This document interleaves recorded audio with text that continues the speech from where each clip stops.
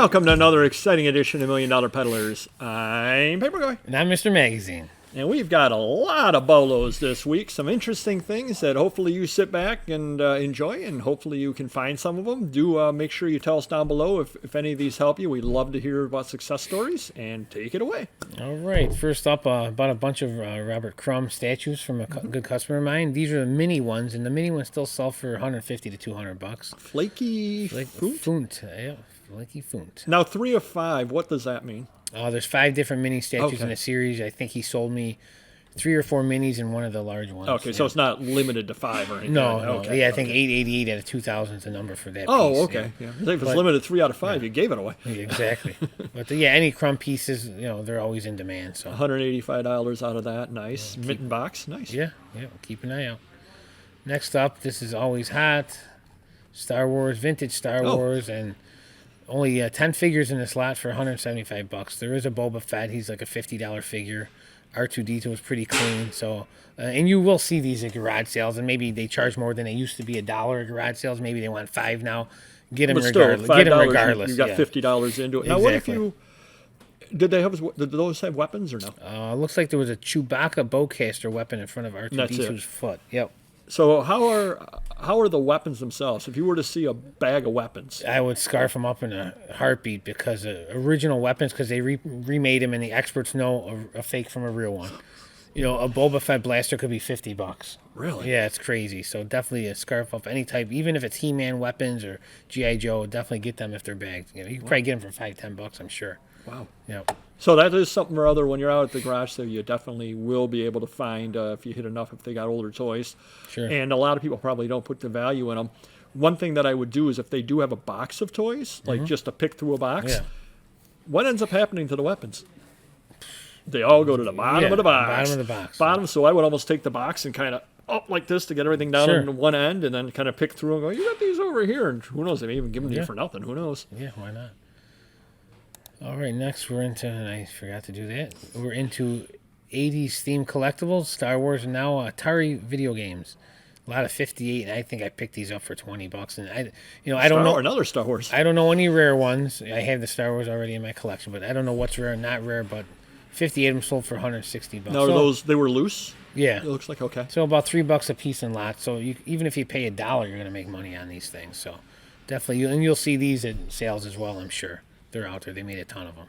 Yes, they did. So Atari 2600. Now, what about change the subject a little? Wasn't there an Atari 5200? The next version? Yeah, I believe so. They had a higher end one down the road. Are those games good also? Or? No, they're probably better because you can't even find them. They made a lot less of them. So the 2600 is fairly common. Something you will find out at the garage sales and flea markets. And I think they went to a different, smaller cartridge and so forth, just like Apple did. So it's probably a good tip to people out there. I mean, you picked up, and there may have been something rare in there. Who knows? But you got $3 a piece roughly out of them. So keep that in the back of your head. Another thing you can end up doing is, if you're out at the sales and you see somebody has only got 2 of them, obviously you're not going to lot 2 of them out. Right. But you take them, you bring it home, you put it aside, you pay $1 a piece on them, 50 cents a piece on them, whatever. Put them aside and build a lot. Yeah. Nothing wrong with doing that whatsoever. All right, next up.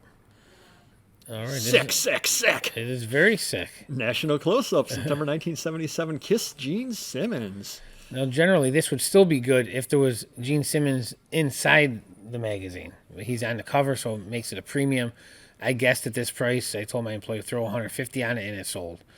But anything Kiss from the 70s, inside or out, you got to scarf it up. Man uses blowtorch on lover. Yes. I always love these things. Baby lives after shot in womb. Ouch. You're staying away from the punk rocker one, I see. Oh, punk rockers turn our kids into not nice people. Yes. Yeah, that's this is for anybody out there, this is like the old style Inquirer before it became a celebrity tabloid. This is World Weekly News, that kind of thing. The Abominable Snowman had a baby with Mother Teresa, that kind of thing, which did sell a lot of issues. There are people out there that collect those, and the more outrageous the title story is, the more people will sit there and buy it. So do keep an eye out on these. A lot of people don't put a lot of value on them. Some of them do have celebrity pictures and that sort of thing inside as well. Even some of the more obscure titles do have that as well. So You can usually pick these up for $1, $2 a piece out there, and you do tend to find them. People will end up having 4 to 5 at a time is what you end up, because they bought them every week and they save 4 or 5 of them type deal. Yeah. So do pick these up if you can. If it has Gene Simmons and Kiss on the cover, even more of a bonus. All right, last up for me. So a few years ago, when eBay listings were 10 cents a piece, my eBay monthly bill was about $25,000. So we had to do something to solve that. We were selling a lot of stuff, but not enough stuff. So we had to cut some listings out. So originally, this was 166 individual listings of 45 RPM records. We ended up ending them and lighting them all into one group together, and you can actually see every title, title, copy and paste it in there. So you can see 166. I think I think this sold for about $100, so maybe 70 cents a piece. That sound right? In lots, and I got lots of these lots up there because I have 100,000 records, and we had a ton on eBay years ago. They do sell, just slowly sell, and if you had the sleeves, they'll go for more money. Well, that's also a good idea to know about. I mean, you picked up 50, 75 cents a piece in bulk. Right. Yes, you did. You didn't take the time to list them all down below, but they are all listed down below. You cut and pasted off of other listings. Yeah. But that kind of gives you an idea when you're out there and you see somebody with a lot of the vinyls out there, 45 vinyls. Yes, it would be great to sit there and pick through and buy the 2 best ones and leave the rest. Mm-hmm. But you might as well ask, how much for everything? Because now in the back of your mind, you know you're going to get 50 to 75 cents a piece. The nice thing about doing that is, say they've got them and you can pick them up for 20 cents a piece.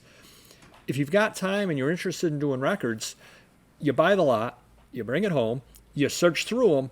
There's going to be some good records in there that you didn't know were good. So you're going to learn, make money off that, and you still make money on the stuff that isn't worth listing individually. So it's a win-win when you're out there, and you will find records out all over the place. Next thing we have, or I have, is this took a long time to sell. Took 13 years to sell.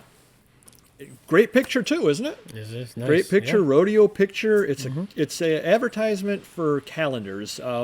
You could contact this company and they would put this topper on your calendar. Great. Do you know why it took so long to sell with that great picture? Because it didn't have that great picture all along. I listed it back in 2008, and throughout the years, the picture ended up dropping to where sometimes on some screens, it would have a very, very small picture that you could not blow up, and other screens showed a broken link. Somebody emailed me and said, can I see a better picture of this? I've just got this tiny, tiny little picture. I went, knew right where it was, took a picture, the guy bought it the next day. So pictures do matter. Definitely do matter. Had the picture up all along, which again, it was put up originally, but throughout all the eBay times and glitches and all that kind of thing, it disappeared. It would have sold years ago. Oddly, nobody wanted to buy it just off of that description, and I actually did change the description a little bit when I did change the picture as well. But it did sell, and that's the good news. Next thing we have over here, I don't care where you live at, whatever big town around you has a local magazine. This happened to be from Dayton. I do not live near Dayton, but somebody or other had picked it up, probably because of the trap shooting. I bought it from a collection where they had that sort of thing in it. These local magazines do sell all the time. You just need to go through them, and this is where keywords will sell your item. Probably not a lot of people are looking for August 1973 Dayton with whatever that is on the cover. Probably not a lot of people are doing so. But you start listing Miami Valley School, maybe somebody was a teacher there, maybe somebody went to Miami Valley School, maybe somebody loves trap shooting, maybe somebody loves the bogey busters. Whatever it happens to be, somebody bought this based off of those keywords. And you will find this kind of item out there, so do buy the ones from your local area. Now that's fingernails on a chalkboard there. Oh, enough about your voice. Hey now. True Value Hardware Van Nylance 8x10 glossy photo. Bought this at an auction. Took a lot longer to sell than I thought. I picked up a fair collection of these at the auction, and I was pumping my fist in the air. Yes, I scored. I did make money. Not nearly the money that I thought. Now, the reason why I thought this was good, I bought this from at an auction of a hardware store. that had gone out of business, and these were just sent to them back in the 70s for them to order these various things to put on the shelves. Not a lot of these out there by any means whatsoever. However, nobody really seemed to care. Now, maybe part of it could be the picture. The picture does not do it quite justice. Problem was, at the time I was doing scanning only, and there was a little bit of a bow to the picture.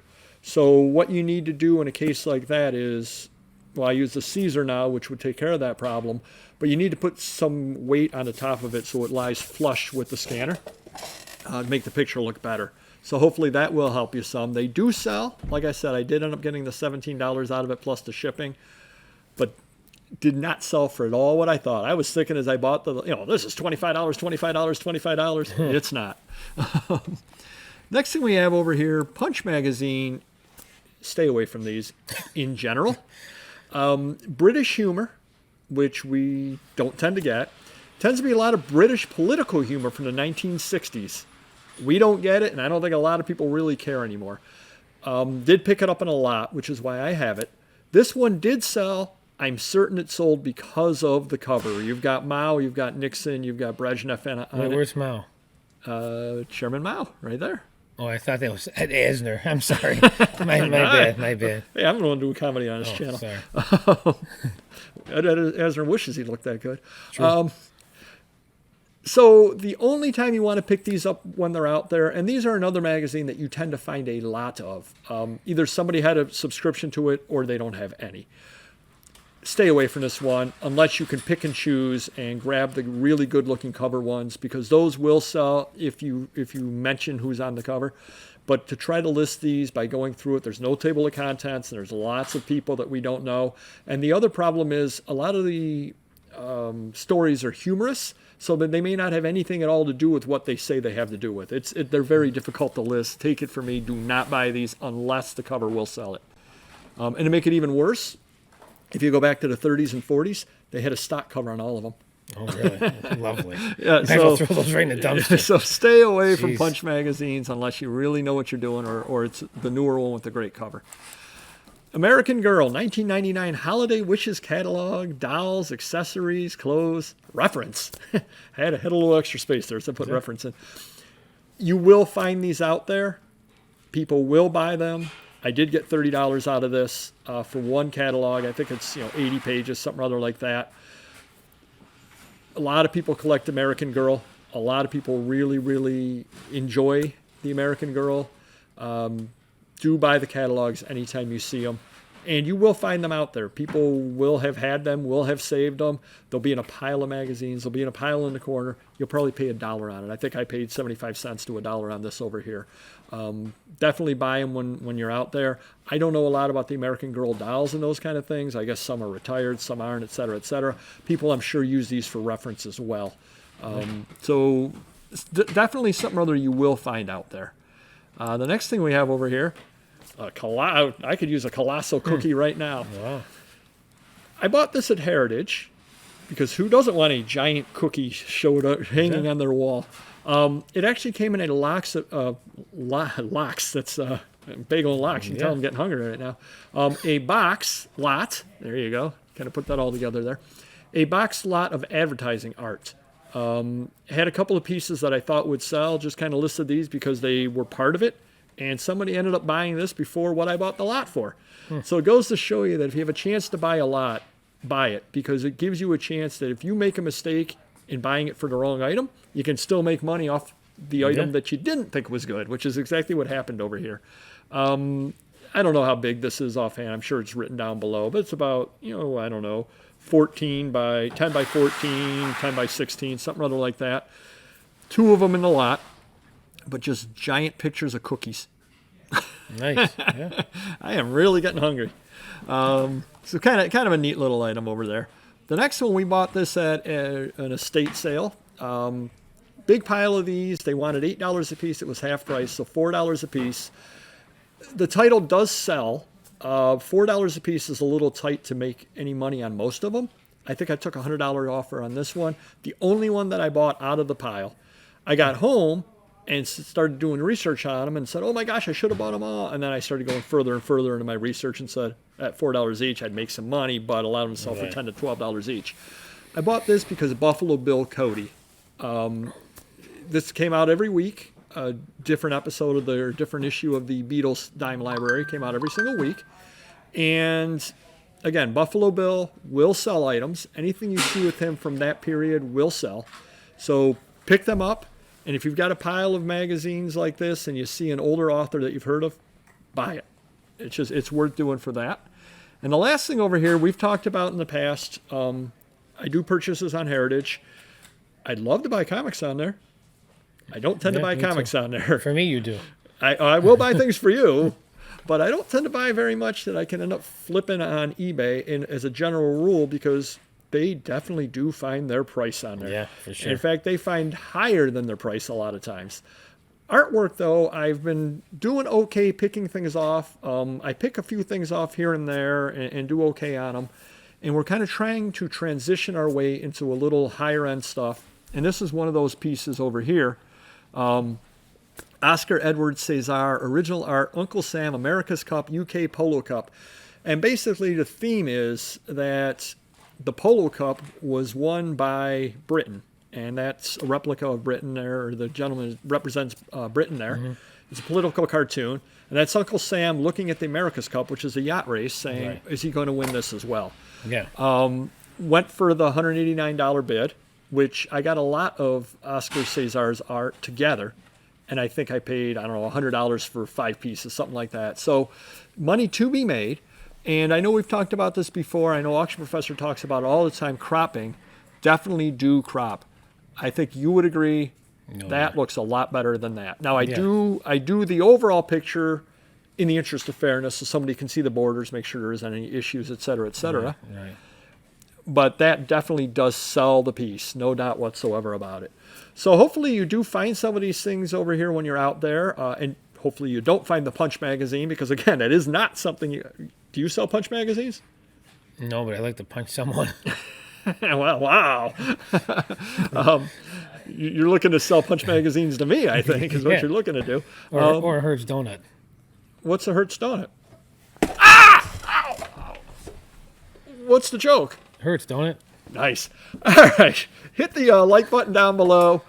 Do leave any comments if any of these things do help you out there. Subscribe if you're not already. Tell a friend, as Auction Professor always says, and we will see you next video. Take care. Bye-bye.